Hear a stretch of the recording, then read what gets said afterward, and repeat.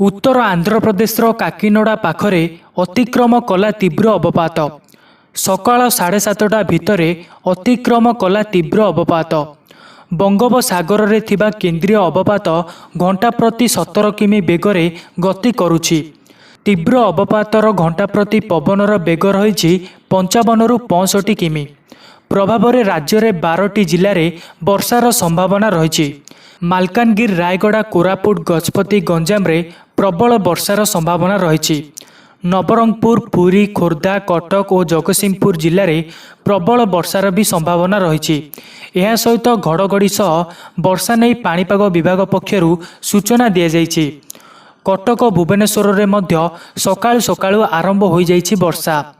घड़घड़ी सहित वर्षा जारी रही। पश्चिम केंद्रीय बंगोपसागर उपरे रहिथिबा लघुचाप गभीर अवपात परिणत होइछि। तेबे यह उत्तर आंध्र प्रदेशर उपकूल देई अतिक्रम करिछि। यार प्रभाव में विगत 6 घंटा धरी पवनर बेग घंटा प्रति 17 किलोमीटर बेगरे थिला। तेबे पवनर बेग भी बढ़िबार पूर्वानुमान करा जाउछि। वर्तमानर अवपातर बेग 55 रु 65 किलोमीटर बेग रही। यार प्रभाव उपकूल ओडिशा रे देखिबाकू मिलिछि। गतकाली राति रे पुरी जिलार विभिन्न स्थान रे भी वर्षा देखिबाकू मिलिछि। एहारी भितरे पाणीपाग विभागर पूर्वानुमान अनुसार आज मध्य 8टी जिले में प्रबल वर्षा हेबार संभावना रही।